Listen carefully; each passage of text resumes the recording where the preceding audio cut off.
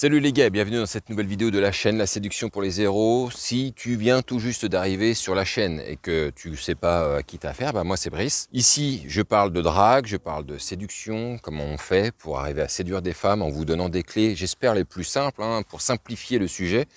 Parce qu'il y en a plein qui complexifient ça avec des termes complètement pourris, sans compter tous les puceaux de 20 piges qui se prétendent coach en séduction. Moi je ne suis pas coach personnellement, je suis juste là pour vous aider à trouver des réponses. Je ne suis pas là pour vous amener le poisson, mais je vous apprends à pêcher.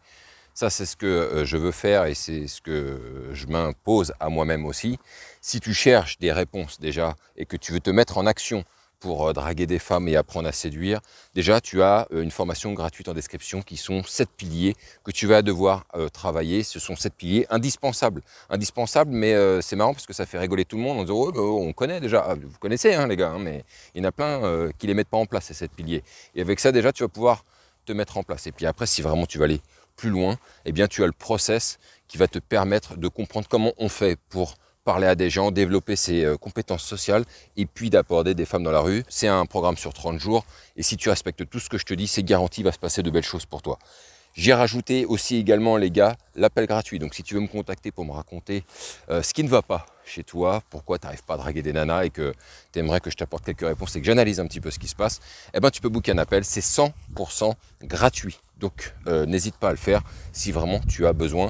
Et tout ceci est encore une fois en description. Aujourd'hui, on va parler du sujet de la peur de l'approche.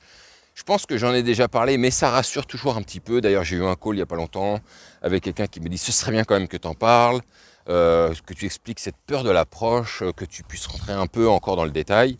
C'est ce qu'on va faire aujourd'hui dans cette vidéo. Je vais vous expliquer, je ne vais pas vous expliquer en fait exactement ce qu'est la peur de l'approche. Je vais vous expliquer beaucoup plus ce que vous êtes en train de louper à cause de cette putain de peur et comment vous vous empêchez en fait d'avoir une belle vie et de participer au bonheur en fait. Comme si vous vous empêchiez d'avoir droit au bonheur. Et on va parler de tout ça, on va décortiquer ce petit sujet que j'apprécie beaucoup d'ailleurs, mais on se retrouve juste après notre petit générique en espérant que le soleil ne nous casse pas trop les couilles.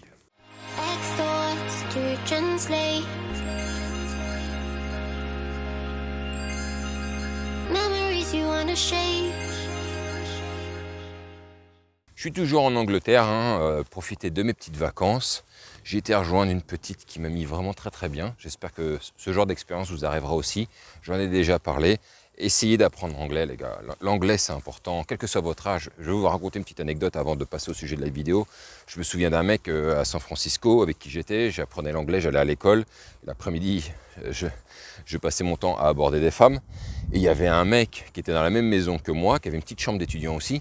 Putain, le gars, il avait plus de 60 ans, il était retraité, sa femme, elle était décédée, et il avait décidé d'apprendre l'anglais. Putain, chapeau bas, les gars, chapeau bas. Donc, pour en revenir à nos moutons, la peur de l'approche, les gars.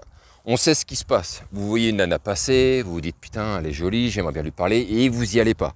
Et votre cerveau, il va vous donner tout un tas de raisons pour ne pas le faire. Elle est peut-être trop belle, ça va peut-être vous mettre la pression. À mon avis, ça c'est les trucs que j'adore le plus, à mon avis, elle est en couple. Elle, je pense qu'elle est en couple.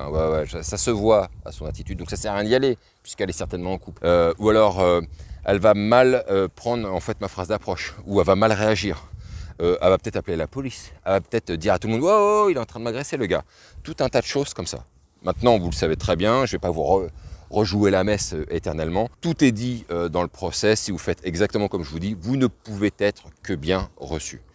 Maintenant, la question c'est de se dire « Ok, mais comment je peux combattre mentalement la peur de l'approche ?» Je vais vous dire un truc très simple qui m'est apparu moi sur plusieurs années en fait, parce que quand j'ai commencé à aborder des femmes dans la vie de tous les jours, je voyais pas vraiment ça, mais je me suis mis à le voir de plus en plus au moment où il y a des résultats qui sont apparus. C'est de me dire, waouh, c'est incroyable. Il y a des moments, j'ai vu des nanas passer, je me suis dit, non, mais je vais pas le faire. À mon avis, ça va pas le faire avec elle, etc. La même chose que vous vous dites, les gars, je suis pas quelqu'un de différent. Et en me forçant une fois plus que les autres, cette fois-ci, je me suis dit, allez, vraiment, on y va, là, on arrête les conneries. Et bien là, j'ai eu d'agréables surprises, parfois en me disant, putain, j'étais persuadé que ça n'allait pas le faire. Et en fait, l'interaction, elle était parfaite, ça a déroulé, la meuf, elle est extra, j'étais hyper bien reçu. On s'est revus, on a pris un verre, on a baisé à la fin, alors que j'étais tellement hésitant, j'allais tellement pas le faire, que bah, ça vous donne une preuve supplémentaire. Donc la question que je vous mets comme ça sur la table, les gars, c'est de vous dire, vous ne savez pas à quoi vous attendre. Vous devez vérifier les choses, en fait. Vous devez vous dire, et enlever tout ce flot négatif, tout ce flot de pensée qui vous empêche d'y aller, et dites-vous un truc, vous ne savez pas à qui vous allez avoir affaire. Et donc, tant que vous n'aurez pas vérifié les choses par vous-même, vous ne pourrez pas avancer. Vous ne pourrez pas faire de belles rencontres. Si vous y allez à tâtons, par-ci, par-là, c'est sûr, les gars, il ne vous arrivera pas grand-chose. Donc, moi, je ne sais pas comment vous faire d'autre, autrement que de vous donner un coup de pompe au cul, mais je vois directement la différence. Hein. Quand j'ai fait des accompagnements, les mecs, ils hésitaient à aller aborder des femmes. Je les vois, si je les laisse faire, marcher dans la rue en disant, écoute, tu abordes la première qui vient, ils vont marcher sans jamais aborder. Il y a des meufs mignonnes qui vont croiser et ils vont le voir qu'elles sont mignonnes, mais ils vont dire, ouais, mais non, là, non, ok. Tout change radicalement dès que je suis derrière eux. Je les prends par le col, je fais, elle, t'y va. Toi, là, t'y vas. T'y vas. Elle. Et là, les gars, ils y vont, ils respirent plus. Ils sont en asphyxie. Encore elle, là, faut que je fasse encore une... Oh, oui, vas-y, encore. Oui, mais là, ça fatigue. On s'en fout. On y va. Allez, on s'en fout. Tu seras fatigué en rentrant. Ça, ce sera une bonne fatigue. Ils y vont. Et au bout d'un moment, ils reviennent me voir en me disant, bah ça s'est bien passé, je m'y attendais pas. En fait, elle était super agréable, la nana. Elle m'a raconté des trucs, je lui ai raconté des trucs. Et alors, t'as pris le numéro de téléphone? Ouais, on a échangé le numéro de téléphone et tout. C'était super cool. Et là, les gars, vous ne pouvez pas savoir ce qui se passe. Ça me fait penser à une phrase de Forrest Gump. Si vous avez jamais vu Forrest Gump, c'est qu'il dit la vie, c'est un peu comme une boîte de chocolat, quoi. C'est que quand tu ouvres la boîte, tu sais pas sur quel chocolat tu vas tomber, en fait. Tu sais pas le goût, en fait. Il y a tellement de choix, il y a tellement de chocolat dedans, tu sais pas, en fait, sur quoi tu vas tomber. Et ben, c'est la même chose. Des fois, vous allez aborder des nanas, peut-être que ça va pas très bien se passer. Et quand je dis pas très bien se passer, c'est que vous aurez fait une interaction qui aura abouti à rien. Et des fois, vous serez surpris, vous allez prendre ce chocolat, vous allez dire, putain, il est super bon. Et ça, c'est une interaction qui se sera très bien passée. Je sais très bien, les gars, que vous ne pensez pas toujours à ça, mais vraiment, pensez-y. Dites-vous bien une chose, si vous n'y allez pas quand il y a une femme qui passe devant vous, vous êtes en train, potentiellement, de louper une opportunité. Et je ne vais pas vous sortir les phrases de merde en vous disant, oui, tu as peut-être loupé la femme de ta vie.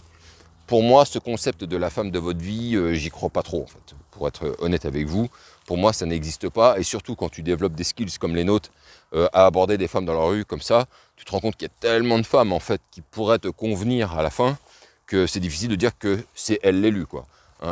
Considérer qu'une nana est l'élu, c'est plutôt quelque chose qui appartient aux mecs qui ne savent pas vraiment faire de rencontres. Ils en ont rencontré une fois, ça se passe pas trop mal, et du coup ils disent bon bah en fait c'est elle l'élu quoi. Mais bon en fait ils n'en savent rien parce que s'ils avaient la possibilité de faire énormément de rencontres, des nanas comme elle, ils en auraient rencontré d'autres parce qu'il y en a plein en fait, des nanas qui sont similaires, qui ont des caractères similaires ou même physiquement, etc. Donc c'est ça les gars que je veux vous dire pour un peu clôturer ce sujet les gars. Arrêtez de vous mettre ces pensées restrictives, pas négatives mais restrictives. Ça sert à rien, je peux pas, ça va pas apporter de résultat, non mais elle je la sens pas, toutes ces pensées de merde les gars, il faut se le sortir de la tête et il faut se mettre le même coup de pied au cul que moi en fait je mets quand je suis en accompagnement avec les gars. Voilà, c'est tout, je sais que c'est compliqué à dire, j'espère que le soleil va pas trop nous emmerder, j'essaie de passer devant pour le cacher mais c'est dur de faire ça.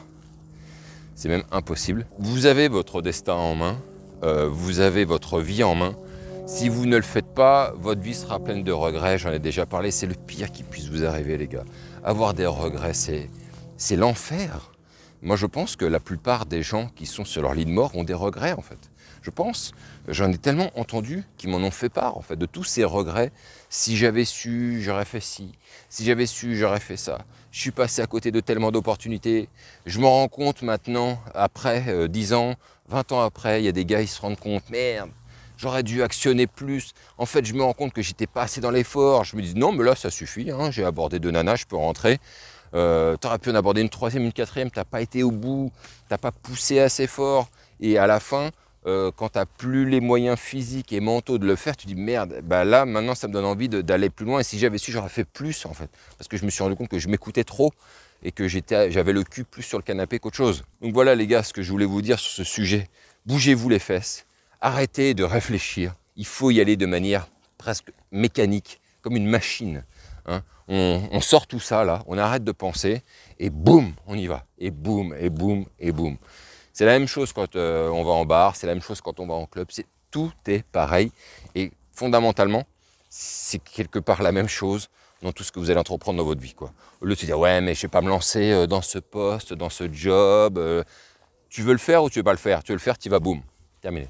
Il faut arrêter de penser, il faut débrancher le cerveau, en fait. Votre cerveau, il est trop branché, et du coup, il y a tout un tas de connectiques qui obstruent la circulation de certaines informations. Donc voilà les gars, dites-moi ce que vous avez pensé de cette vidéo. Coup de pied au cul, encore une fois, hein, putain, je sais pas ce qui se passe en ce moment, j'ai l'impression que je suis un peu obligé de le faire souvent en ce moment.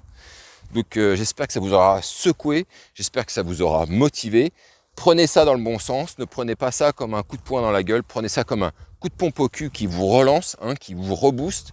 Faites-moi part de ce que vous pensez justement de ce que je viens de vous dire dans les commentaires. On se retrouve pour une prochaine vidéo. N'oublie pas de liker si tu as aimé ou de disliker si tu n'as pas aimé. Tout va bien, YouTube adore tout. Allez les gars, n'oubliez pas d'aborder, il fait beau et vive ce putain de game.